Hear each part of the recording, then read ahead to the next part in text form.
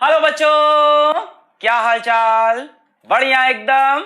So I welcome all of you to the super Lakshya batch for class 12 boards, JEE mains and NEET. और अभी हम पढ़ रहे हैं इलेक्ट्रोमैग्नेटिक स्पेक्ट्रम और आज है इसका lecture number 5।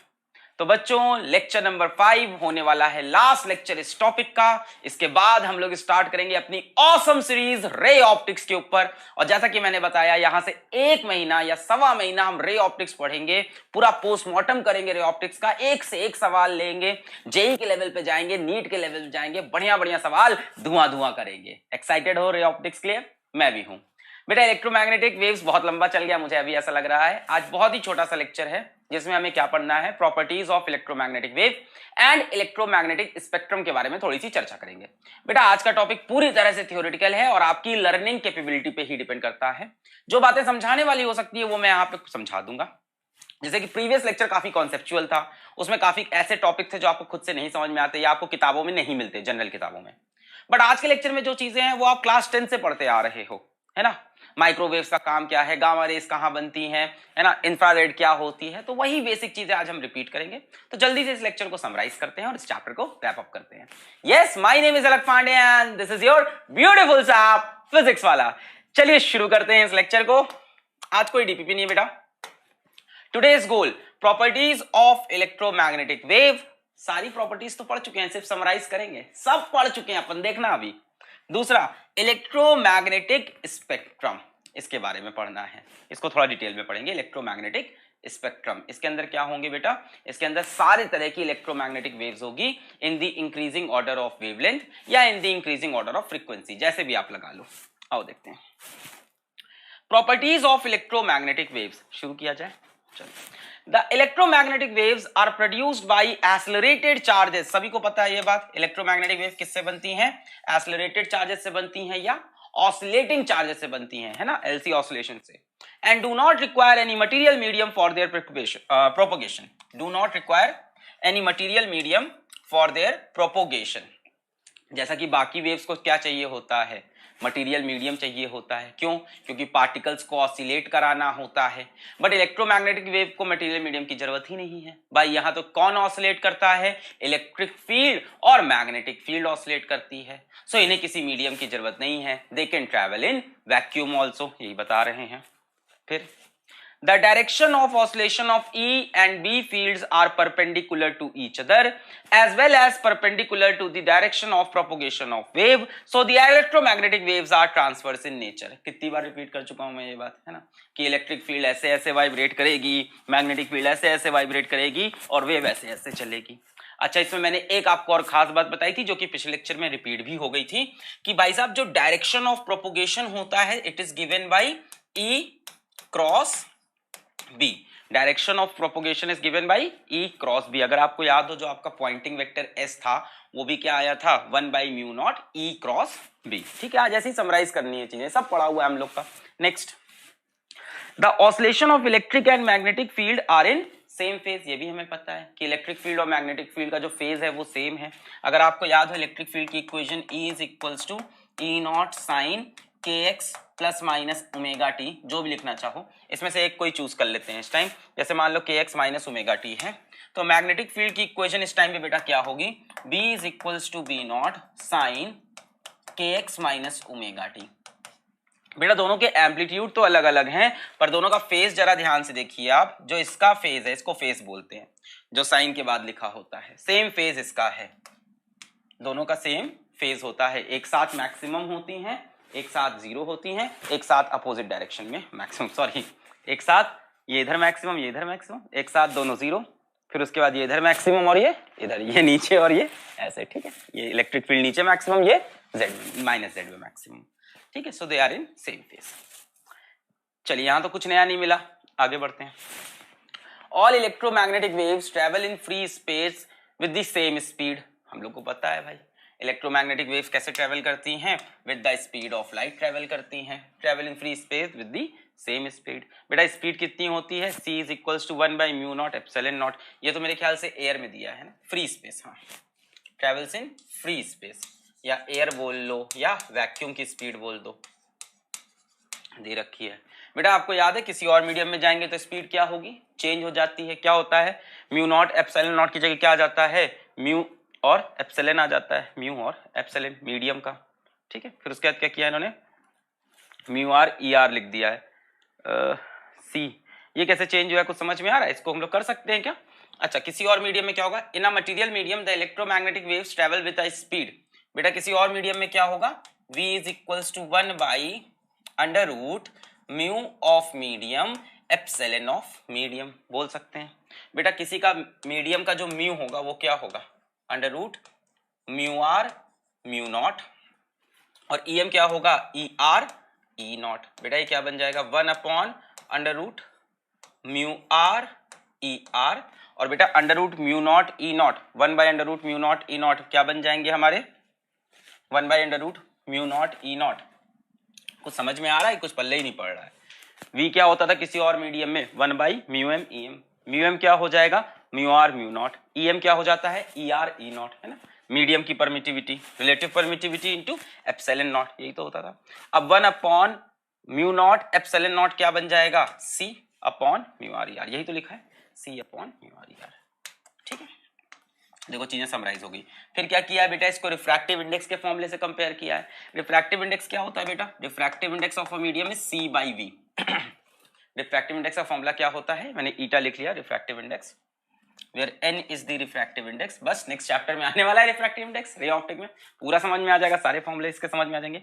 c by v होता है। अब यहां से देखो v की वैल्यू क्या है, c upon mu r e r, ये कितना हो जाएगा, c v की वैल्यू क्या है, c अपॉन ऊपर चला जाएगा under root mu r e r, ये कैंसिल, रिफ्रैक्टिव इंडेक्स कितना हो गया मेरा, under root mu r e r, ये रिफ्रैक्टिव इंडेक्स की वैल्यू आ गई। मेरे को किसी भी मीडियम का रिफ्रैक्टिव इंडेक्स चाहिए तो क्या करूं मैं, म्यू आर ई आर लगा दूं, उस मीडियम का रिलेटिव परमिटिविटी और रिलेटिव परमिएबिलिटी की वैल्यू रख दूं, मेरा काम बन जाएगा, रिफ्रैक्टिव इंडेक्स निकल आएगा। बोलो सही लिखा है, c बाई v, v कितना है, c upon mu r epsilon e r, c by v, v की जगह c upon mu r e r, ये हो गया रिफ्रैक्टिव इंडेक्स। ठीक है, तो रिफ्रैक्टिव इंडेक्स का हम लोगों ने शायद सवाल भी किया था, रिफ्रैक्टिव इंडेक्स का एक, जहां तक मुझे याद आ रहा है हम लोगों ने एक सवाल भी किया था ना रिफ्रैक्टिव इंडेक्स का, नहीं किया था, ये समझ में आया कि नहीं मैंने क्या बताया। Speed in any other medium क्या हो जाती है बच्चा, speed in any other medium is 1 upon mu m e m, mu m की जगह mu r mu not, e m की जगह ई आर ई नॉट, ये क्या हो गया, 1 by mu not E nought, C बन गया। मैंने कहा फिर रिफ्रैक्टिव इंडेक्स क्या होता है बेटा, सी बटे वी होता है, किसी भी मीडियम का सी बटे वी, सी बटे v, speed of light in air upon speed of light in that medium, ये होता है रिफ्रैक्टिव इंडेक्स। अब बेटा c की वैल्यू c रख दी और v की वैल्यू कितनी आई है, c upon under root mu r e r, यही तो किया, c कैंसिल, ये मिल गई रिफ्रैक्टिव इंडेक्स की वैल्यू। क्लियर है।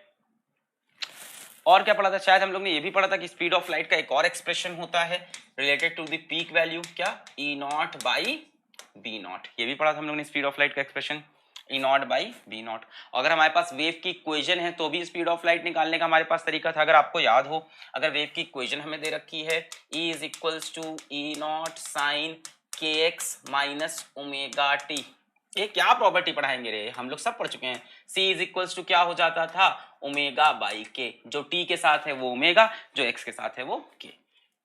आगे बढ़े, चलो, the amplitude ratio of electric and magnetic field is, अब बताया इन्होंने ये चीज, E not by B nought is equals to C which is equals to 1 by mu nought epsilon nought. Clear, clear है। The electromagnetic waves carry energy as they travel through, पिछले lecture में देखा कि एनर्जी लेके जाते हैं space, and this energy shared equally by the electric and magnetic field. मैंने बताया था कि जो इलेक्ट्रोमैग्नेटिक वेव्स एनर्जी लेके जाते हैं, दिस एनर्जी शेयर्ड, हम लोग पढ़ चुके हैं, equally by electric and magnetic field. The average energy density of electromagnetic wave is, बेटा एवरेज एनर्जी डेंसिटी कितनी होती है, half epsilon not E not का square in terms of electric field, in terms of magnetic field कितनी होती है, half mu nought B nought का square. इस पे तो अपन पूरी रिसर्च कर चुके हैं, है कि नहीं। इसी को हम लोग क्या बोल सकते हैं बेटा, जो एवरेज एनर्जी डेंसिटी है वो किससे आई है, यूई प्लस यूबी से आई है, दोनों शायद बराबर होते हैं तो हम लोग इसको बोल सकते हैं 2 times of u e u average को, या इसको हम लोग बोल सकते हैं 2 टाइम्स ऑफ यू बी। याद है सब? टोटल एनर्जी इतनी होती है, इसको 1/2 से डिवाइड कर दो, यानी 1/4 कर दो, 1/2 से डिवाइड कर दो, तो क्या हो जाएगी, यूई की वैल्यू आ जाएगी। यूई की वैल्यू क्या होती है, 1/4 एप्सिलॉन नॉट ई नॉट का स्क्वायर। यूबी की वैल्यू क्या होती है, 1/4 b naught square by mu naught. मेरे ख्याल से सब आपको याद होगा। देखो यहाँ से यूई क्या आएगा, यू एवरेज बाई 2, यूई की value 1/4 epsilon not E not का स्क्वायर। और बेटा ये जो मैं यूई लिख रहा हूँ ये कौन सा होगा, एवरेज वैल्यू होंगी। यहाँ से यूबी की वैल्यू क्या हो जाएगी, 1/4 b naught square mu naught. तो मेरे ख्याल से मेरा बच्चा तो ये सब जानता होगा भाई, इतनी बार पढ़ चुका है हम लोग से ये बातें। क्लियर है? हम लोगों ने निकाला भी था एनर्जी का एक्सप्रेशन, कैसे आया कैसे नहीं आया, सब कर चुके हैं। नेक्स्ट और क्या है, electromagnetic waves transport linear momentum as they travel through space. ये भी किया था हमने कि भाई इलेक्ट्रोमैग्नेटिक वेव क्या लेके जाता है, मोमेंटम लेके जाता है। हमने डी ब्रोई का थोड़ा बहुत आप लोग को कहानी भी समझाया था। लीनियर मोमेंटम, उसका फॉर्मूला क्या था, U/c आया था। ये हमने डिराइव भी किया था। कहाँ से किया था हमने, lambda is equals to lambda is equals to h/p और एनर्जी इज इक्वल्स टू hc/लैम्डा यूज करके। ये कहाँ से आया था, हमने दो एक्सप्रेशन यूज किए थे। Lambda is equals to h/p where p is momentum और e इज इक्वल्स टू hc/लैम्डा। बेटा यहाँ से देखो h/लैम्डा क्या बन जाएगा, लैम्डा इधर लाओ, h/लैम्डा बन गया हमारा p, तो pc एनर्जी है बेटा ये, e इज इक्वल्स टू hc/लैम्डा। e की जगह u लिख लो। इन्हीं दोनों एक्सप्रेशंस को मैंने डिराइव कर दिया था, याद है। लैम्डा कितना है, h/p, u कितना होता है एनर्जी, hc/लैम्डा। यहां से h/लैम्डा क्या बन गया, p, तो ये हो गया pc। याद आ गई सारी चीजें, p क्या हो जाएगा, u/c मोमेंटम, है ना, मोमेंटम। और बताओ और क्या पढ़ा था, अच्छा यहाँ पे फिर से आ गया, सॉरी माफ करना, है ना। चलो देख लेना अपने आप, समझ में आता है ना कहाँ से आया ये, यहीं लिख देता हूँ। Lambda is equals to h/p and u is equals to hc/लैम्डा से। हाँ, electromagnetic waves obey the principle of superposition. बेटा प्रिंसिपल ऑफ सुपरपोजिशन क्या होता है, यह आपने इलेक्ट्रिक चार्जेस एंड फील्ड में पढ़ा था। क्या होता है प्रिंसिपल ऑफ सुपरपोजिशन, कि अगर एक से ज्यादा चार्जेस प्रेजेंट हो तो किसी जगह पे इलेक्ट्रिक फील्ड जो बनेगी वो सबकी रिजल्टिंग इलेक्ट्रिक फील्ड होगी, है ना। मान लो यहाँ पे n नंबर ऑफ चार्जेस हैं और इस जगह पे इलेक्ट्रिक फील्ड निकालनी है, तो ये चार्ज भी इलेक्ट्रिक फील्ड बनाएगा, ये चार्ज भी इलेक्ट्रिक फील्ड बनाएगा, ये चार्ज भी इलेक्ट्रिक फील्ड बनाएगा। इस चार्ज की इलेक्ट्रिक फील्ड इस चार्ज की इलेक्ट्रिक फील्ड से अफेक्ट नहीं होगी, इस चार्ज की इलेक्ट्रिक फील्ड इस चार्ज से इलेक्ट्रिक फील्ड से अफेक्ट नहीं होगी। बट इस पॉइंट की जो टोटल इलेक्ट्रिक फील्ड होगी वो सम ऑफ ऑल इलेक्ट्रिक फील्ड होगी। यही था ना प्रिंसिपल ऑफ सुपरपोजिशन। ऐसी कुछ तो था, फोर्सेस में भी था, इलेक्ट्रिक फील्ड में भी था, कि मान लो हमारे पास 3 चार्जेस हैं और हमें यहाँ पे इलेक्ट्रिक फील्ड देखनी है, तो Q1 की वजह से यहाँ एक इलेक्ट्रिक फील्ड बनेगी E1, Q2 की वजह से यहाँ एक इलेक्ट्रिक फील्ड बनेगी E2 और Q3 की वजह से यहाँ एक इलेक्ट्रिक फील्ड बनेगी E3। अब E1 को सिर्फ Q1 से लेना देना है, E1 की वैल्यू Q2 से नहीं बदलेगी, E1 की वैल्यू Q3 से नहीं बदलेगी। सिमिलरली E2 को सिर्फ Q2 से लेना है, E2 की वैल्यू Q1 से नहीं चेंज होगी, Q3 से नहीं। E3 को सिर्फ Q3 से लेना देना है, उसकी वैल्यू Q1 और Q2 से नहीं चेंज होगी। बट जो नेट इलेक्ट्रिक फील्ड होगी इस जगह पे वो होगी E1 vector plus E2 vector plus E3 vector. ये था पूरा प्रिंसिपल ऑफ सुपरपोजिशन। अब इसी प्रिंसिपल ऑफ सुपरपोजिशन को हम इलेक्ट्रोमैग्नेटिक वेव पे किस तरह से लगाएंगे भाई, कहां पे ये बात आ गई इलेक्ट्रोमैग्नेटिक वेव में। मान लो किसी मीडियम में एक से ज्यादा इलेक्ट्रोमैग्नेटिक वेव ट्रेवल कर रही हो और आपको किसी जगह पे इलेक्ट्रिक फील्ड का नेट डिस्प्लेसमेंट बताना हो।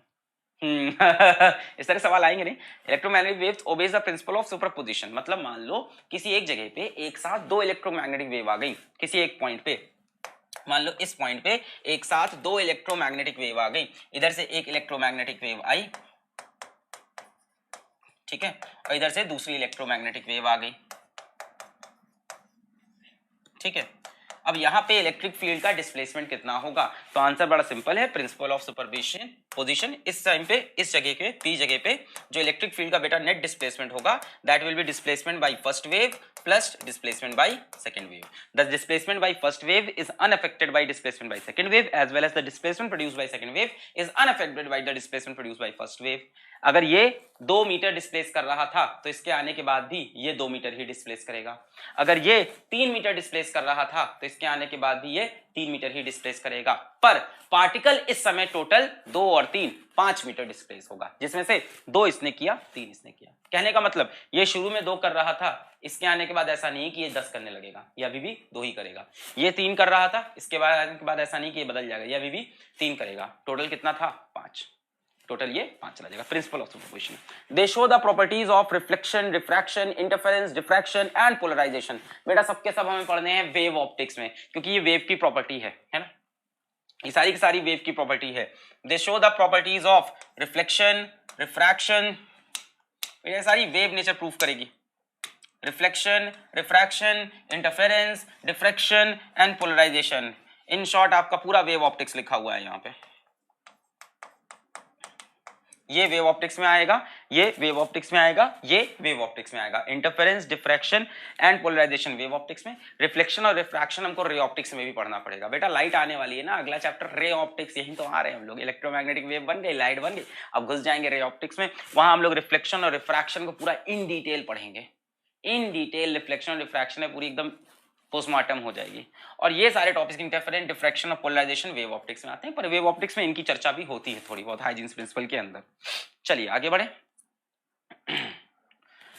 अच्छा और क्या बताऊं, सब तो बता दिया। The electric field of an electromagnetic wave is responsible for its optical effects because, क्या बोल रहा है कि जो ऑप्टिकल इफेक्ट्स हैं जो ऑप्टिकल इफेक्ट्स हैं मतलब जिसकी वजह से हम लोग लाइट को देख पाते हैं, जो लाइट वाले इफेक्ट हैं,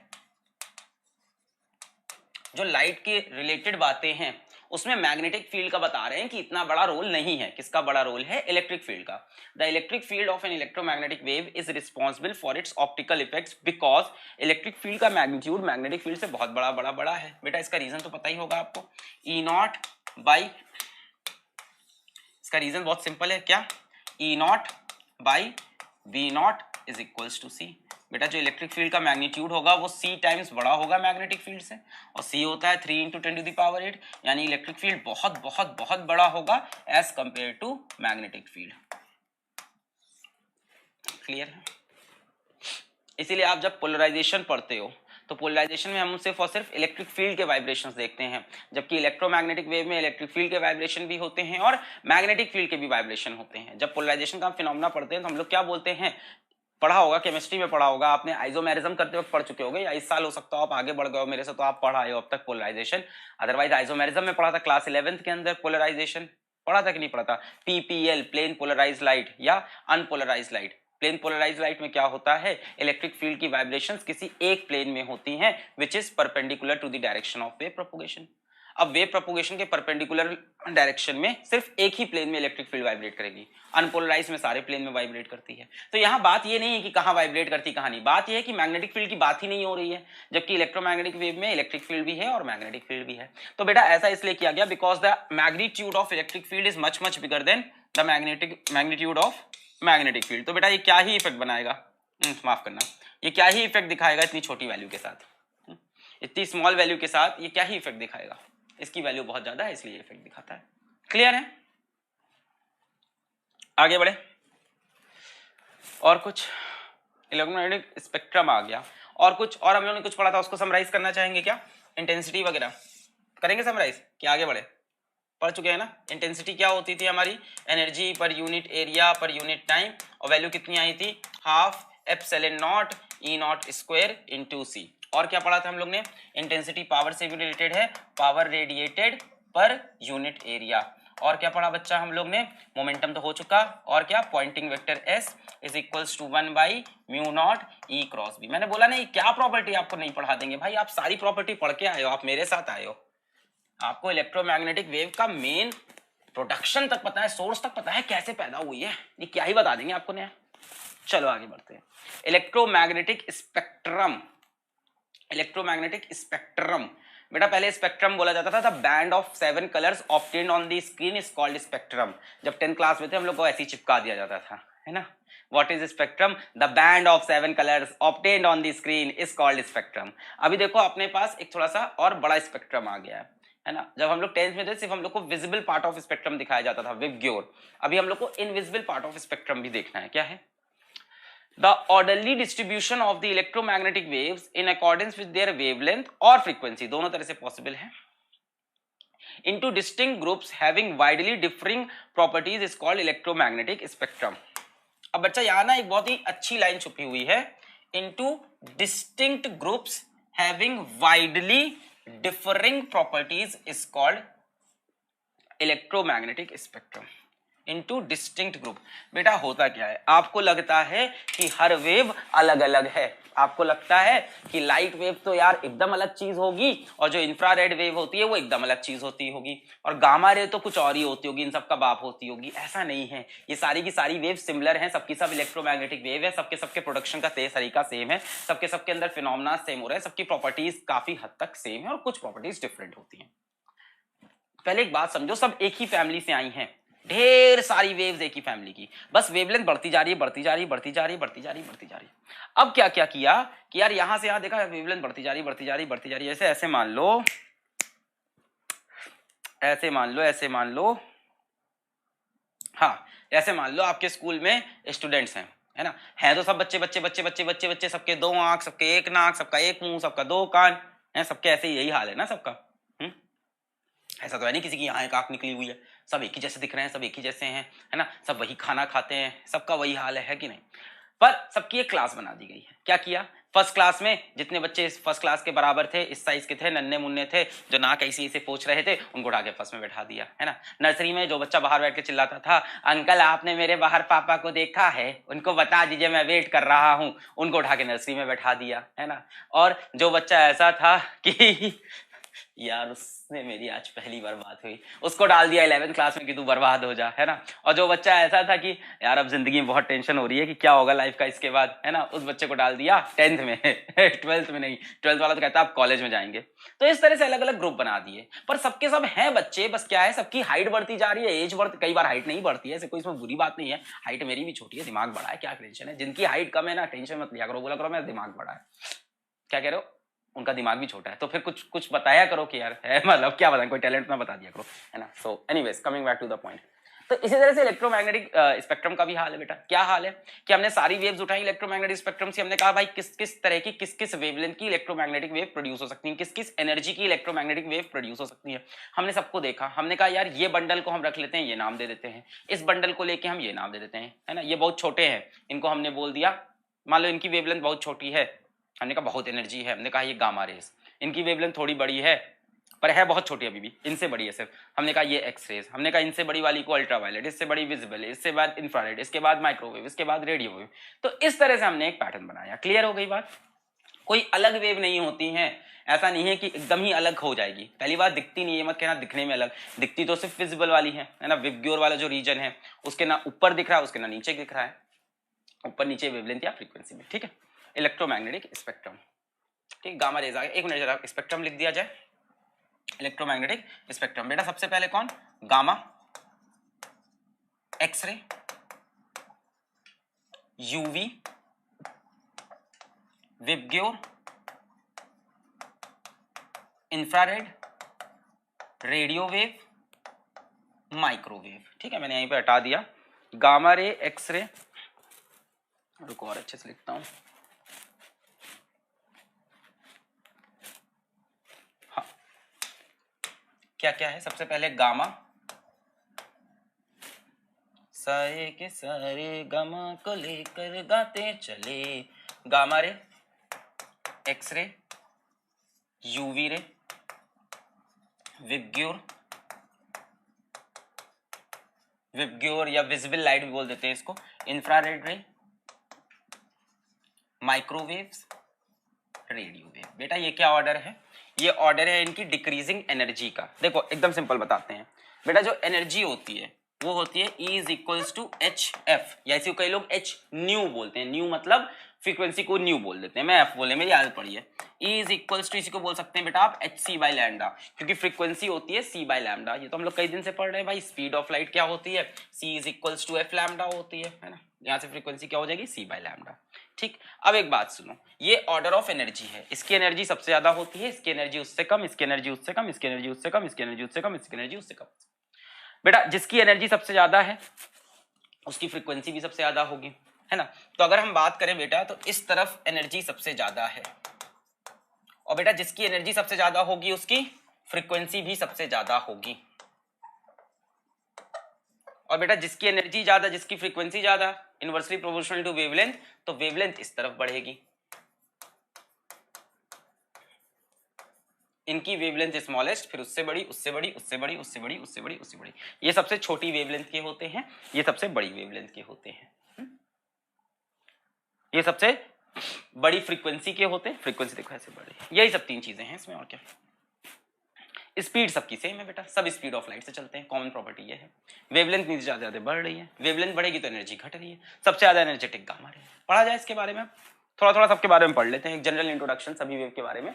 ये वेव भाई इसकी वेवलेंथ क्या है, इनकी प्रॉपर्टीज क्या है, यूजेस क्या है, कहाँ मिलती है, थोड़ी बहुत बातें कर लेते हैं जितनों पे हो सकती है। चलो सबसे पहले आ गए हम लोग गामा वेव्स पे, ठीक है। गामा वेव्स बोलो या इसको गामा रेज बोला जाता है ज्यादातर, ठीक है, आपने भी देखा होगा। अभी तो इलेक्ट्रोमैग्नेटिक वेव है तो नाम दे दिया हम लोग ने वेव, असल में क्या बोलते हैं इसको, गामा रेज बोलते हैं, ठीक है, गामा रेज, ठीक है। गामा रेज का आपने सिंबल भी देखा होगा, ऐसे लिखा होता है अल्फा बीटा गामा वाला गामा, ठीक है। वेवलेंथ रेंज बेटा, इनकी वेवलेंथ रेंज क्या है, less than 10 to the power -3 nanometre, less than, इससे भी छोटी होगी, 10 टू पावर -3 नैनोमीटर। नैनोमीटर होता है 10 टू द पावर -9 मीटर, यानी 10 टू द पावर -12 मीटर से भी छोटी वेवलेंथ वाली वेव है। ये बहुत ही छोटी वेवलेंथ की वेव है, इनकी एनर्जी बहुत ज्यादा होगी। वेवलेंथ जितनी छोटी, एनर्जी उतनी ज्यादा। E is equals to hc by lambda. बेटा आप वेवलेंथ बता दी, अब फ्रीक्वेंसी बताने की जरूरत नहीं है, आप फ्रीक्वेंसी निकाल सकते हो, सिंपल याद रखना, F is equals to c by lambda. अगर आपको एग्जाम में वेवलेंथ दे दे, फ्रीक्वेंसी निकालने को बोले, फ्रीक्वेंसी दे दे, वेवलेंथ निकालने को बोले इलेक्ट्रोमैग्नेटिक वेव की, तो आप काम कर सकते हो। Very small wavelength, that means very energetic. Production service है ना, प्रोडक्शन सर्विस नहीं, सोर्स होगा।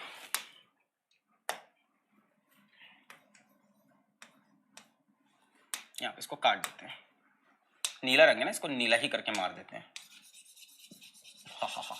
प्रोडक्शन के साथ लिखेंगे हम लोग सोर्स।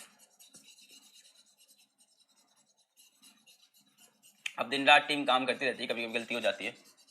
हाँ चलो, प्रोडक्शन, यहाँ पे क्या लिखेंगे, सोर्स। तो बेटा सोर्स क्या है इसका, radio active decay of nucleus, इसका सोर्स दिया है हम लोग को। गामा रेज तो सुन रखा होगा, कहाँ मिलती है, रेडियो एक्टिविटी में मिलती है।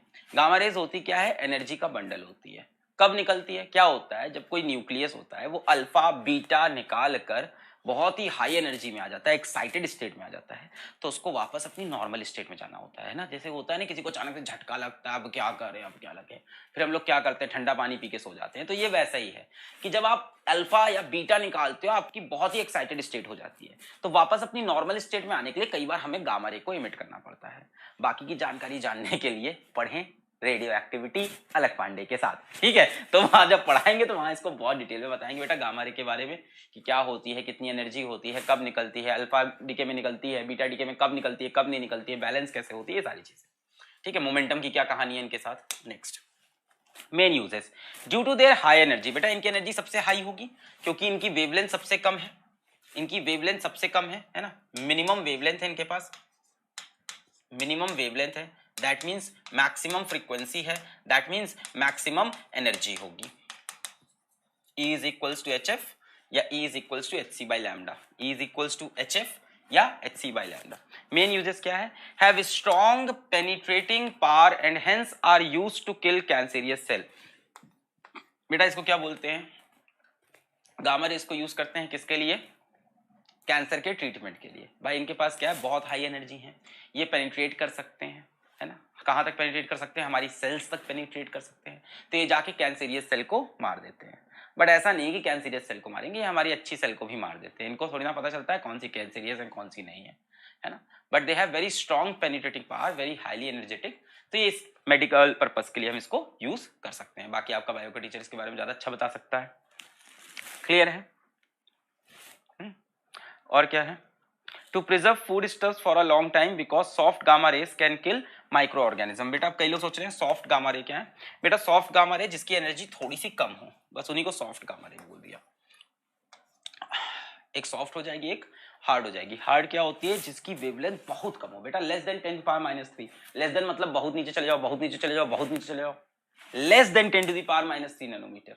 लेस देन 10 पावर -3 में आप कितना नीचे जा सकते हो, बहुत नीचे जा सकते हो। आप बहुत नीचे जाओगे एनर्जी बहुत बड़ी हो जाएगी, है ना।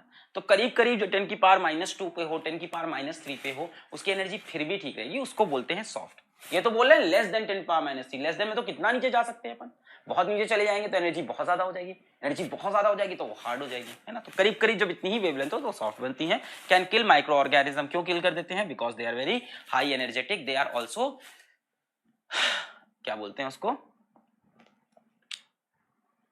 पता नहीं भूल गया मैं, ठीक है। वो एक वर्ड लीथल, लीथल किताबों में लिखा होता है, because they are lethal. Lethal मतलब क्या होता है? फेटाल, मतलब मारने के योग्य होती हैं। अब क्यों योग्य होती है ये फिर बायो का टीचर बताएगा क्यों मार सकते हैं, ये हमारा काम नहीं है मार काट करना, ठीक है। अच्छा, मतलब स्टेरिलाइजेशन के लिए यूज कर सकते हैं आप इसको। Next, X rays. बेटा इनका नाम क्या है? एक्स, है ना। You can call me X, मतलब लोगों को नाम ही नहीं समझ में आया, इनका नाम कैसे रखा गया तुम लोगों को पता ही होगा, इसका नाम कैसे रखा गया? X ray. Let the ray be X. Seriously यही कहानी थी, रॉन्टजन ने डिस्कवरी की थी, यही कहानी है इसकी। Let the ray be X करके इसका नाम एक्स रे पड़ गया, ठीक है। वेवलेंथ क्या है इसकी? गामा से थोड़ी ज्यादा है, गामा एक्स, यूवी विबग्योर यानी विजिबल, इंफ्रा माइक्रो रेडियो, ठीक है। तो इसकी थोड़ी सी ज्यादा है बट ये बहुत हाई एनर्जेटिक होंगे भाई। गामा के बाद इन्हीं का नंबर है एनर्जी में, सबसे ज्यादा एनर्जी गामा की, सबसे कम वेवलेंथ गामा की। वेवलेंथ जितनी कम एनर्जी उतनी ज्यादा, E is equals to hc by lambda.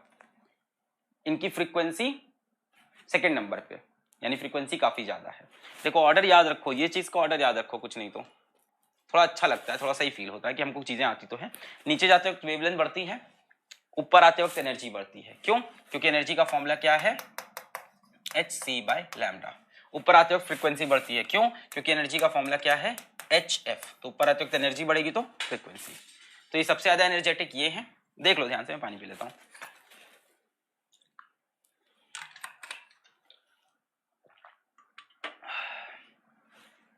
सबसे ज्यादा एनर्जेटिक ये है, फिर ये, फिर ये, फिर ये, फिर ये, फिर ये। हाँ। आते हैं वापस एक्सरे पे। हाँ, एक्सरेज वेवलेंथ रेंज दे रखी है, ठीक है। 10⁻³ क्या होगा बेटा? नैनोमीटर। जहां से वो खत्म हुए थे वहां से ये स्टार्ट होंगे। 10⁻³ नैनोमीटर टू 1 नैनोमीटर। अच्छा, प्रोडक्शन या सर्विस नहीं बेटा, सोर्स होगा इसमें भी, प्रोडक्शन या सोर्स।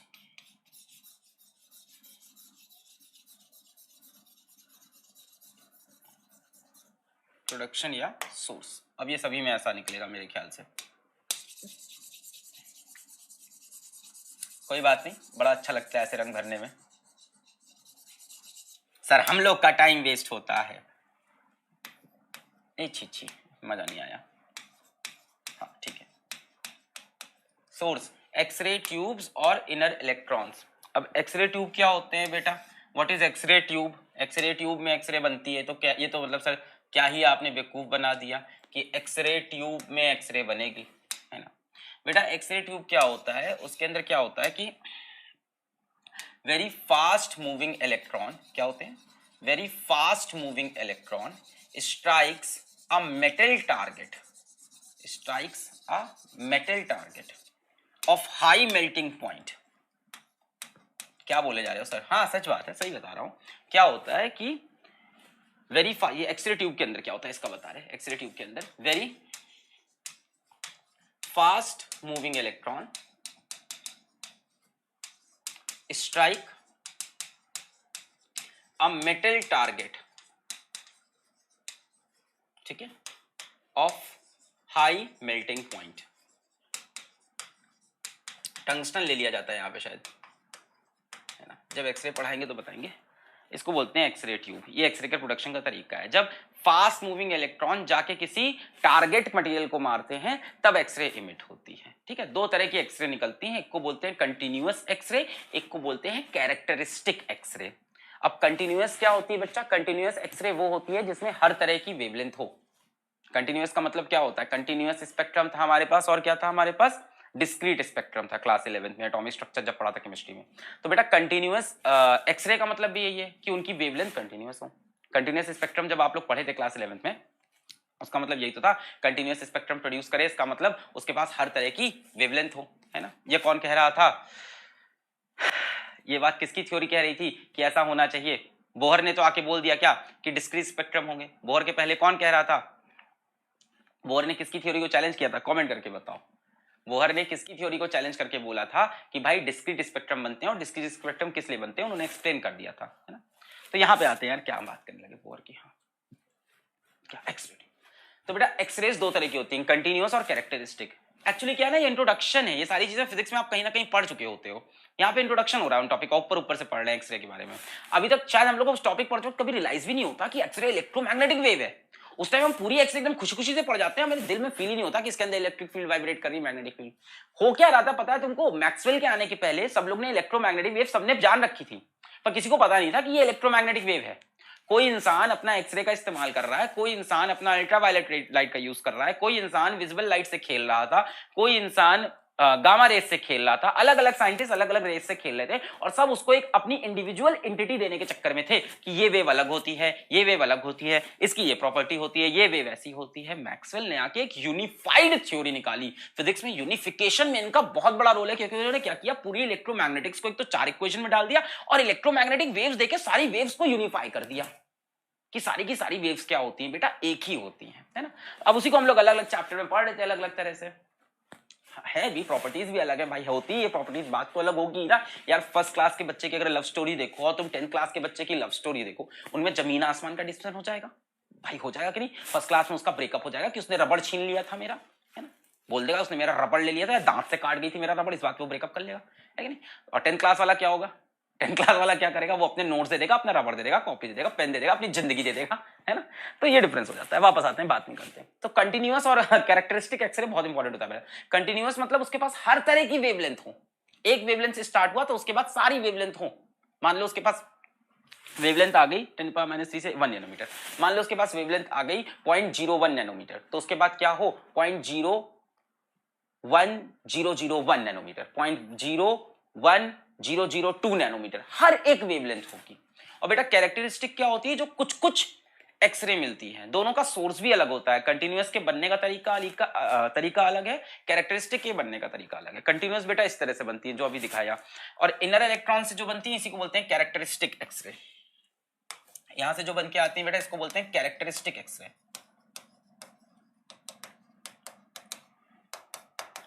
ये बेटा कुछ कुछ उस तरह से बनती हैं जिस तरह से आपने एटॉमिक स्पेक्ट्रम के अंदर रेस को देखा था निकलते हुए। क्या होता है ना कि एक तेजी से इलेक्ट्रॉन आता है और एटम के अंदर पढ़ाओ, ये एकदम अलग कहानी। कैरेक्टरिस्टिक एक्सरे क्या है, मान लो यहाँ पे एक एटम है, टारगेट का एक एटम है, टारगेट मेटल का एक एटम है, टारगेट मेटल का एक एटम है, और कौन आ रहा है, fast moving electron. Target metal का atom, fast moving electron. Target metal के एटम के अंदर जो शेल्स हैं उसमें से किसी इनर शेल में जाकर इस इलेक्ट्रॉन ने मारा और एक इलेक्ट्रॉन बाहर निकल गया। अब यहां पे जो वैकेंसी बन गई, इसको भरने के लिए बाहर की शेल से एक इलेक्ट्रॉन यहां कूदता है, और कूदेगा तो एनर्जी एमिट करेगा, उस एनर्जी को एक्सरे बोलते हैं। कुछ समझ में ना आया, इसको बोलते हैं क्या बेटा, कैरेक्टरिस्टिक एक्सरे। इसी बात को रिपीट कर करके बार बार देखना। मैंने कहा भाई एक्सरे बनने का तरीका क्या है, very fast moving electron come and strike to a metal target. तो एक फास्ट मूविंग इलेक्ट्रॉन आया, मेटल टारगेट के अंदर एटम है, एटम के अंदर डिफरेंट डिफरेंट शेल्स हैं। तो ये फास्ट मूविंग इलेक्ट्रॉन एटम के अंदर घुसा और एकदम अंदर वाली शेल में गया, इनर शेल्स के अंदर गया, और वहां से एक इलेक्ट्रॉन को नॉक आउट कर दिया। जैसे ही वो इलेक्ट्रॉन बाहर निकला, वहां उसकी जगह पे वैकेंसी बन गई। उस वैकेंसी को भरने के लिए बाहर किसी शेल से एक इलेक्ट्रॉन अंदर कूदा। ये तो पता है कि इलेक्ट्रॉन अंदर कूद जाते हैं, क्यों, स्टेबल होने के लिए। जब इलेक्ट्रॉन अंदर कूदेगा तो कुछ एनर्जी एमिट करेगा, जो एनर्जी एमिट करता है बेटा वो एक्सरे होती है, कैरेक्टरिस्टिक एक्सरे। क्या करना है सर अपने को, इन सब से क्या मतलब, अपन को इलेक्ट्रोमैग्नेटिक वेव से मतलब है, एक्सरे की वेवलेंथ ये होती है। कोई हमसे फ्रीक्वेंसी पूछेगा तो हम F इज इक्वल्स टू क्या कर देंगे बेटा, F is equals to C बटे लैम्डा कर देंगे, खत्म। Next, uses, medical diagnosis, because x ray can pass through flesh but not through bones. आपने देखा होगा वो मूवी स्टार्ट होने से पहले आती नहीं है, मेरा नाम मुकेश है, फिर मुकेश के यहाँ पे पूरे लंग्स दिखाते हैं। ऐसा क्यों हो पाता है, क्योंकि एक्सरे बोन्स के थ्रू नहीं पास कर पाती। इसकी भी पेनिट्रेटिंग पावर बहुत हाई है, but not as high as gamma particle, so they can not pass through bone but they can pass through flesh, तो इसलिए यूज किया जाता है। और in the study of crystal structure, बेटा ये ब्रैग्स लॉ है। यहाँ ना क्या हो रहा है, ये क्या कर रहे हैं पता है, एक एक सेकंड में फिजिक्स कुछ भी उठा के यहाँ पे चिपका देते हैं इन लोग। अब ये बता रहे हैं इन the study of crystal structure. अब इसके लिए पूरा एक ब्रैग्स लॉ है कि क्रिस्टल स्टडी की स्ट्रक्चर कैसे एक्सरे करता है। ये फिनोमेना ऑफ डिफ्रैक्शन है, और ये फिनोमेना ऑफ डिफ्रैक्शन बेस्ड होता है, मेरे दिमाग से भी निकल रहा है, ये नॉर्मल डिफ्रैक्शन का फिनोमेना नहीं है, ग्रेटिंग डिफ्रैक्शन है, और ये बेस्ड होता है, भूल गया मैं, अभी याद आएगा बीच में तो बताऊंगा। है ना। अब ये क्या है, study of crystal structure. X ray क्या करता है ना, जैसे मान लो कोई क्रिस्टल, मैं तुमको तो बता ही सकता हूँ, मैं तो बहुत ही डीप में एक कोई चीज भूला हूँ, उससे तुमको कोई दूर दूर तक मतलब नहीं, तुमको याद भी नहीं आएगी, समझ में भी नहीं आएगी, तुम टेंशन मत लो। मैं बता रहा हूँ एक्सरे का क्रिस्टल स्ट्रक्चर में क्या काम है। ये क्यों नहीं बताया सर, ये मेडिकल वाली चीज है, ये मैं कैसे बताऊँ, ये बायो का टीचर बताएगा। मान लो कोई क्रिस्टल है बेटा, ठीक है, क्रिस्टल के अंदर क्या होते हैं, डिफरेंट एटम्स होते हैं, ठीक है, डिफरेंट एटम्स होते हैं और डिफरेंट लेयर्स ऑफ एटम भी होती है, डिफरेंट लेयर्स ऑफ एटम भी होती है। तो बेटा दो लेयर के बीच में जो डिस्टेंस होता है डी, वो हम फाइंड कर सकते हैं using x ray diffraction pattern. Bragg's law शायद आपने पढ़ रखा हो, 2d sin theta is equals to n lambda. ये है बेटा use of x ray in the study of crystal structure. आप क्या फाइंड कर सकते हो, the distance between the two layers of a crystal, ये होता है ब्रैग्स लॉ, जहां तक मुझे याद आ रहा है कुछ ऐसा ही रिलेशन है। यहां पे जो वेवलेंथ निकलती है, ये बात शो करती है वेवलेंथ की, डिफ्रैक्शन वाली वेवलेंथ भी यही है। अब किससे रिलेटेड था आगे मैं भूल गया। ये एक्सरे की कहानी है, नाम इनका एक्सरे, विलियम रॉन्टिजन ने इसको डिस्कवर किया था, रख दिया नाम एक्स। नेक्स्ट, अल्ट्रावायलेट रेज या यूवी वेव्स। अल्ट्रावायलेट या यूवी, बेटा इसका नाम अल्ट्रावायलेट क्यों पड़ा है सभी को पता होगा, इतनी घिसी पिटी बात मैं बता रहा हूं, छी लालत है मेरे ऊपर, काहे का फिजिक्स वाला। Gamma ray, x ray, UV ray, VIBGYOR. बेटा ये जो विबग्योर है ना, विजिबल लाइट, ये वायलेट से स्टार्ट होती है, मतलब नीचे जाते वक्त इसमें भी वेवलेंथ बढ़ रही है, ये ना ऐसे वेवलेंथ बढ़ रही है, देखो यहां भी वेवलेंथ बढ़ रही है कि नहीं, सबसे छोटी वेवलेंथ गामा की, फिर एक्स की, फिर यूवी की, फिर वायलेट की, इंडिगो की, ब्लू की, ऐसे बढ़ रही वेवलेंथ, रेड की सबसे ज्यादा। तो बेटा देखो ये वायलेट से स्टार्ट हुआ, तो वायलेट के पहले है तो नाम पड़ गया अल्ट्रावायलेट। वाकई इसीलिए इसका नाम अल्ट्रावायलेट पड़ा है, क्योंकि ये वायलेट के पहले पड़ती है। और जो रेड के बाद आती है उसको हम लोग क्या बोल देते हैं, इंफ्रारेड वेव्स, क्योंकि वो रेड के बाद आई है। अल्ट्रावायलेट वेव्स वेवलेंथ जरा देख लें इनकी, 1 नैनोमीटर से 400 नैनोमीटर तक, ठीक है। वेवलेंथ तो बढ़ रही है लगातार नीचे की तरफ, पर फिर भी इनकी वेवलेंथ छोटी ही मानी जाएगी। बड़ी वेवलेंथ आप तब मानो जब माइक्रोवेव्स या रेडियो वेव्स आ जाएं, उसके पहले छोटी ही वेवलेंथ मानते हैं हम लोग। नेक्स्ट, प्रोडक्शन या सर्विस। यार ये सोर्स को सर्विस क्यों लिखा है, ऑपरेटर,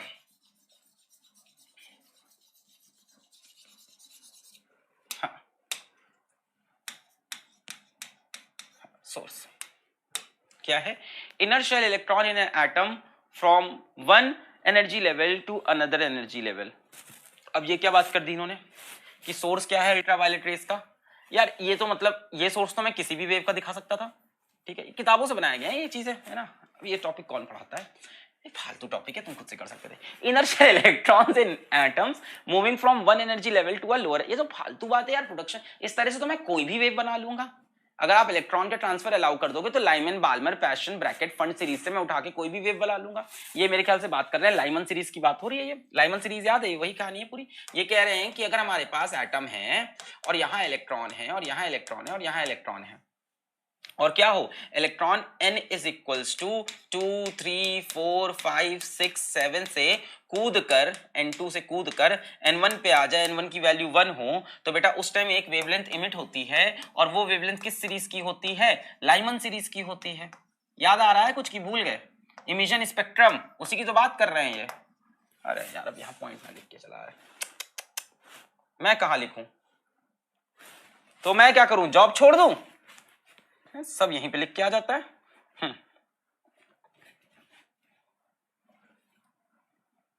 ये कसम से इतना घटिया टॉपिक है, मेरा पढ़ाने का बिल्कुल मन नहीं था, मैं सोचा था ये क्लास स्किप कर दूं, जाए फिर भी करनी पड़ रही है। मैं तुमको सच्चाई बता रहा हूँ दिल की, इसमें कुछ होता ही नहीं पढ़ाने को, बकवास बातें ये आपको सिर्फ याद करनी होती हैं।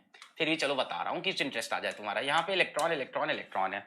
अब क्या बोल रहा है, इनर्शियल कहाँ से सोर्स क्या है, इनर्शियल इलेक्ट्रॉन इन एटम्स। ऐसे तो बकवास बात है, एक्चुअल में इनका सोर्स क्या है, इनका सोर्स है आर्क, इलेक्ट्रिक आर्क। अल्ट्रावायलेट का जो एक्चुअल सोर्स है वो इलेक्ट्रिक आर्क है, सनलाइट है। अब पता नहीं किताबें ये सोर्स बता रही है तो हम लोग भी लिख के इसको पढ़ा रहे हैं।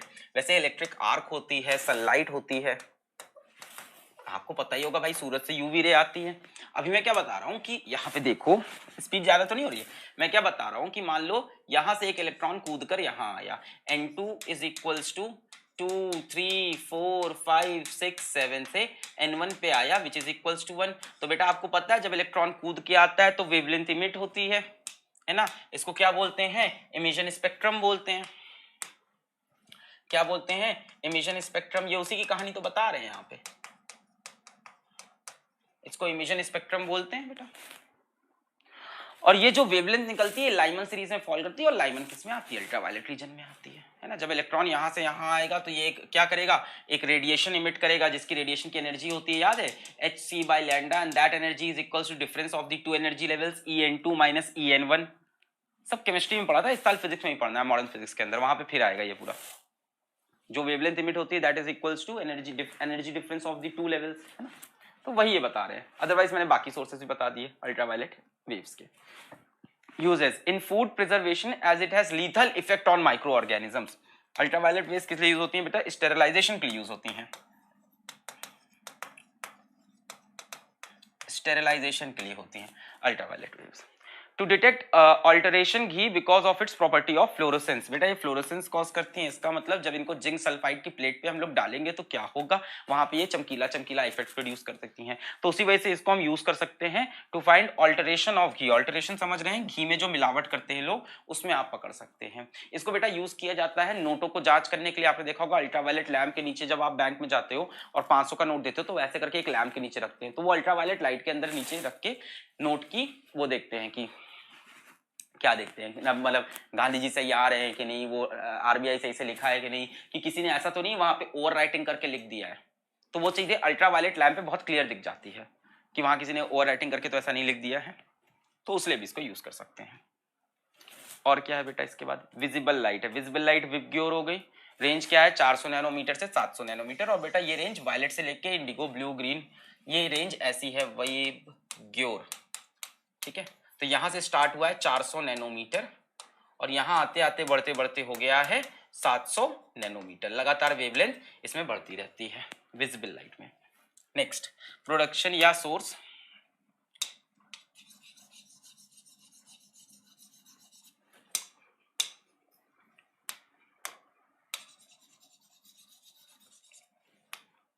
प्रोडक्शन या सोर्स की बात करें हम लोग, क्या होगा, electron in an atoms emit light when they move from one energy level to a lower energy. अरे यार ये वही सोर्स बता रहे हैं, बताओ विजिबल लाइट की भी वही कहानी बता रहे हैं। Electron in an atom emit light when they move from one energy level to a lower energy level. ये बता रहे हैं कहां से निकला है, ये बता रहे हैं कि इलेक्ट्रॉन जब हायर एनर्जी लेवल से लोअर एनर्जी लेवल पे आएगा तो यहां से एक वेव इमिट होगी और विजिबल हो सकती है। बेटा ऐसा तब होगा जब वो n2 इज इक्वल्स टू मेरे ख्याल से 3 4 5 6 एक्सेट्रा से, जब वो n1 इज इक्वल्स टू 2 पे आए। पहली बार n1 इज इक्वल्स टू 1 लिखा था कि नहीं मैंने पिछली बार अल्ट्रावायलेट में, हाँ। इस बार कहां पे आए, n1 इज इक्वल्स टू 2 पे आए, क्योंकि बेटा ये सीरीज कौन सी होती थी, बाल्मर सीरीज होती थी। विजिबल रीजन में किसका आता है, बाल्मर आता है ना, तो विजिबल लाइट आपको कहां मिलेगी, बाल्मर सीरीज के अंदर मिलेगी। तो ये जो तरीका बता रहे हैं इसको फाइंड करने का, वो बाल्मर सीरीज वाला वे है। बाकी बेटा आपको ये सूरज से मिल जाएगी, आपको विजिबल लाइट हर जगह मिल रही है यार, ट्यूब व्यूब सब चल रहे हैं, इतने सोर्सेस हैं तुम्हारे पास। Next, main use. बेटा इसके यूज कौन बता सकता है। अब तुमसे कहोगे विजिबल लाइट का यूज बताओ, भाई ये ना होती तो आज हम कैमरे के सामने खड़े होकर आपसे बात ना कर रहे होते। मतलब बात क्या है, stimulates nerve ending of the human आई, है ना, क्या स्टिमुलेशन कॉज करती है, मतलब इसी की वजह से हम लोग को देखने की जो भी एक्टिविटी है इन्हीं की वजह से हो पा रही है। क्लियर है। नेक्स्ट इज बेटा इंफ्रारेड वेव्स। इंफ्रारेड वेव्स, अब जरा ध्यान से सुनना, इंफ्रारेड कुछ नहीं, ये हीट रेडिएशन है। हीट रेडिएशन आपने ये पढ़ा था क्लास 11th में कि रेडिएशंस जो होती हैं वो स्पेस में ट्रैवल करती हुई हम तक आ जाती हैं। कंडक्शन, कन्वेक्शन, रेडिएशन, ऐसे पढ़ते थे ना कि कंडक्शन, कन्वेक्शन और रेडिएशन, इस तरह से पढ़ते थे क्लास 11th में कि भाई कंडक्शन को क्या चाहिए होता है, एक पार्टिकल से दूसरे पार्टिकल पे, दूसरे शीशे पे, चौथे पृथ्वी पे ऐसे आती है। कन्वेक्शन में क्या होता था कि गैस वैस के थ्रू होता था, फ्लूइड के थ्रू इधर से उधर चला जाता था। पर रेडिएशन में क्या होता था कि दूर दराज के कहीं सोर्स से वैक्यूम में भी हीट ट्रैवल करते हुए हम तक आती थी। तो बेटा ये इलेक्ट्रोमैग्नेटिक वेव ही तो है, उस टाइम हमारा दिमाग ही नहीं चला था, हम सोचते थे रेडिएशन तो पता नहीं कौन सी बला है। मैं वही बता रहा हूं कि सब लोग अलग अलग तरह से पढ़ रहे थे इलेक्ट्रोमैग्नेटिक वेव, उनको बाद में रियलाइज हुआ। हम लोग उस टाइम भी इलेक्ट्रोमैग्नेटिक वेव ही पढ़ रहे थे, हम देखते थे कि भाई सन से वहां तक रेडिएशन आ रही है, हीट रेडिएशन हम तक पहुंचे, हमें पता ही नहीं कैसे आई, वहां से हीट आई कैसे आई हमको पता ही नहीं है। स्पेस में ट्रैवल होके आई है, वैक्यूम में, तो बेटा डेफिनेटली ये क्या है, इलेक्ट्रोमैग्नेटिक वेव आ रही है आपकी तरफ, एनर्जी आ रही है बहुत दूर से। अगर वैक्यूम से कोई एनर्जी ट्रैवल करती हुई आप तक आ रही है तो जाहिर सी बात है वो क्या इलेक्ट्रोमैग्नेटिक वेव के फॉर्म में आई होगी, क्योंकि वैक्यूम से और कोई एनर्जी लेके आ ही नहीं सकता भाई, क्योंकि वैक्यूम में चाहिए होता है एनर्जी लाने के लिए चाहिए होता है पार्टिकल का वाइब्रेशन, वैक्यूम में पार्टिकल नहीं, इलेक्ट्रोमैग्नेटिक वेव ये काम कर सकती है। तो बात समझ में आ रही है। इंफ्रारेड वेव्स क्या होती है, हीट रेडिएशन होती है, जो हम लोग क्लास 11 में पढ़ रहे थे वो हीट रेडिएशन का ही नाम इंफ्रारेड रख दिया गया। इनके पास हीटिंग इफेक्ट होता है। अब इसमें बड़ा ही जेन्युइन सवाल उठता है कि सर इंफ्रारेड के पास हीटिंग इफेक्ट क्यों है, गामा रेस के पास क्यों नहीं है।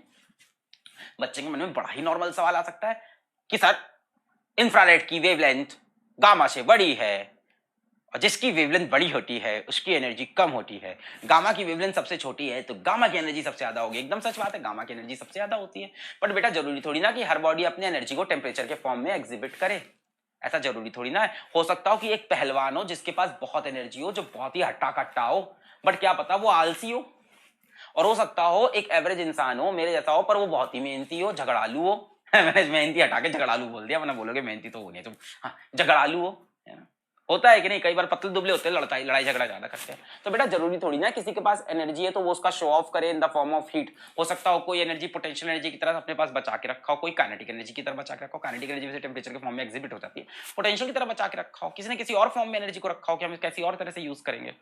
बात समझ में आ रही है। तो इंफ्रारेड वो होती हैं जो अपनी एनर्जी को टेम्परेचर के फॉर्म में बहुत ज्यादा एग्जिबिट कर देती हैं, वो हीटिंग इफेक्ट प्रोड्यूस करते हैं। हर कोई हीटिंग इफेक्ट प्रोड्यूस करे जरूरी थोड़ी ना भाई, sound is a form of energy, but sound क्या है, हीटिंग इफेक्ट प्रोड्यूस करती है पर उतना नहीं जितना एक हीट रेट्स प्रोड्यूस करेंगे, हीट रेडिएशन प्रोड्यूस करेंगे। बात समझ में आ रही है। मतलब कहने का मतलब ये है कि इनकी वेवलेंथ गामा से बड़ी है, इनके पास टोटल एनर्जी गामा से कम है, बट ये हीटिंग इफेक्ट देते हैं जो इंफ्रारेड होते हैं। ठीक है, ये रेड के जस्ट नीचे मिलेगा, विबग्योर रेड के बाद इंफ्रारेड। ठीक बेटा, वेवलेंथ कितनी दे रखी है 700 नैनोमीटर से 1 मिलीमीटर तक, ये थोड़ी बड़ी हो गई है, मिलीमीटर्स में आ गई है वेवलेंथ हमारी। स्टार्ट किया था हम लोग ने 10⁻³ नैनोमीटर से, अब मिलीमीटर पे पहुंच गए 10⁻³ मीटर तक इंफ्रारेड वेव्स। बेटा इनका प्रोडक्शन क्या है, वाइब्रेशन ऑफ, कैसे प्रोड्यूस होती है, vibration of atoms and molecules. बेटा बहुत ही जेन्युइन सी बात है, हीट कब बनती है, जब किसी चीज के अंदर, हीट कब बनती है जब किसी चीज के अंदर क्या हो, पार्टिकल्स वाइब्रेट करते हैं, पार्टिकल का वाइब्रेशन जैसे जैसे बढ़ता जाएगा वैसे वैसे टेम्परेचर बढ़ता जाएगा, काइनेटिक एनर्जी बढ़ती जाएगी, हम बोलते हैं कि बॉडी की हीट बढ़ गई है। तो vibration of atoms and molecules. और बताओ, ये हीट रेडिएशन है यार, हर जगह बनेगी यार।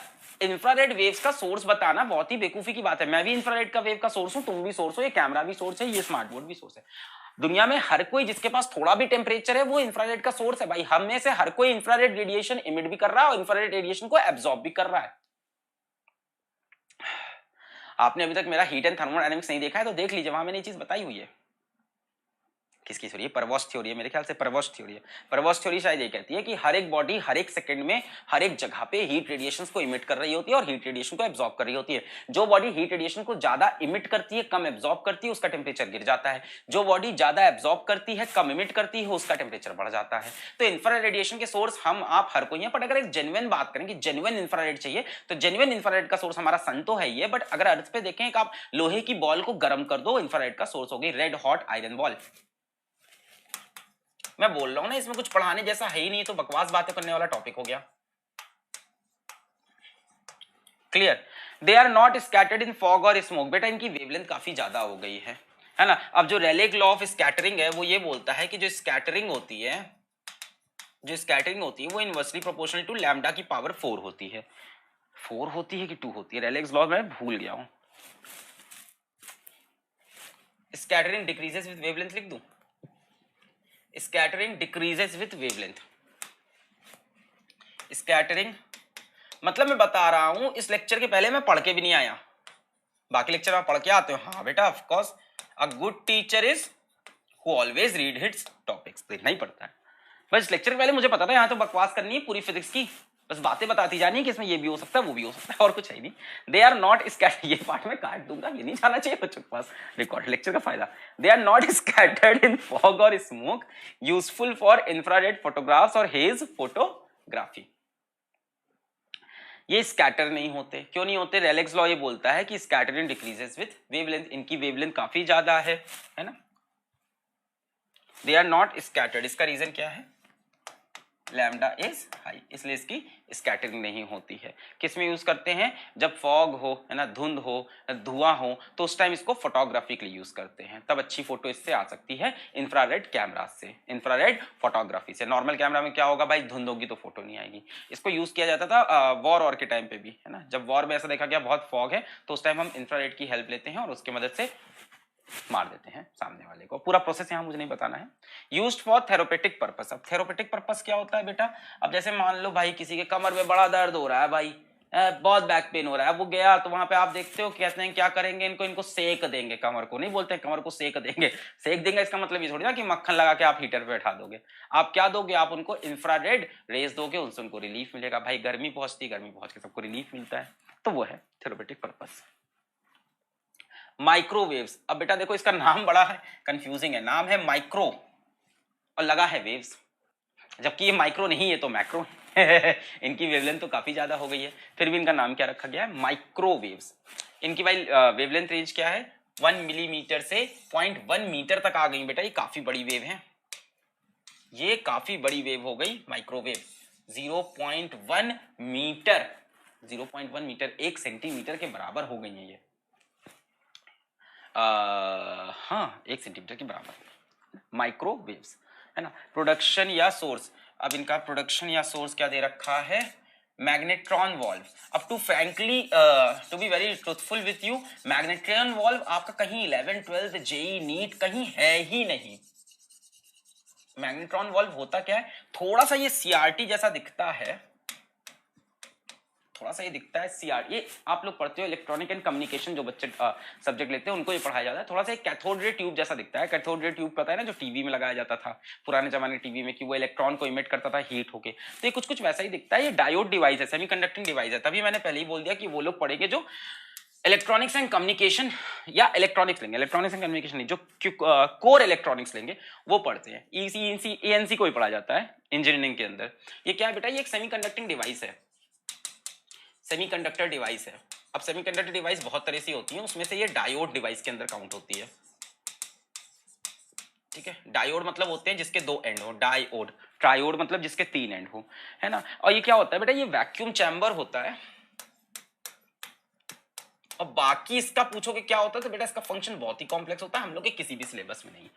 बस इसका काम क्या होता है? इसका काम होता है माइक्रोवेव्स को प्रोड्यूस करना। अच्छा, यूजेस क्या है माइक्रोवेव्स के? पूरा रडार कम्युनिकेशन हमारा इसी पे बेस्ड है भाई साहब, कि प्लेन कहाँ से कहाँ उड़ाना है, प्लेन को सारे सिग्नल देना कि भाई नीचे आ जाओ, लैंड कर जाओ। आप देखते होगे कि लोग वॉकी टॉकी लेके बात करते रहते हैं, वो सब क्या है? रडार की चीजें हैं। किससे होती है? हमारी माइक्रोवेव से होती है। नेक्स्ट है हमारा रेडियो वेव। सबसे बड़ी वेवलेंथ की वेव, सबसे छोटी फ्रीक्वेंसी की वेव, सबसे कम एनर्जी की वेव, सबसे बड़ी वेवलेंथ की। वेवलेंथ रेंज 0.1 मीटर से बड़ी, काफी बड़ी हो गई है। तो रेडियो वेव ये कहां मिलेगी आपको? प्रोडक्शन या सोर्स क्या है इनका? Rapid acceleration, rapid acceleration, rapid acceleration and de acceleration of electron in aerials. Aerial मतलब एंटीना जो घर का होता है, एंटीना में, है ना। क्या होता है कि भाई जैसे एंटीना सिग्नल कैच करेगा और कोई सिग्नल इसकी रेजोनेंट फ्रीक्वेंसी से मैच कर गया तो क्या होगा? बड़े बड़े वाइब्रेशन वाले करंट बहेंगे। तो वही हो रहा है rapid acceleration and de acceleration of electron in aerial से। यूज क्या है बेटा इनका? रेडियो कम्युनिकेशन है। यहाँ पे बेटा सारी तरह की हमारी इलेक्ट्रोमैग्नेटिक वेव्स थोड़ी बहुत डिस्कस हो गई हैं। इसमें से आप एक एक की प्रॉपर्टीज, यूजेस और थोड़ा बहुत ऊपर ऊपर से रीड कर लेना सबको अपनी किताब से भी एक बार हो सके तो, क्योंकि ऐसा नहीं है कि इसके ऊपर सवाल नहीं आया है। जेई भी इसके ऊपर सवाल पूछ चुका है मैच द कॉलम के अंदर, और वो सवाल मैं लेके आया नहीं आज पर।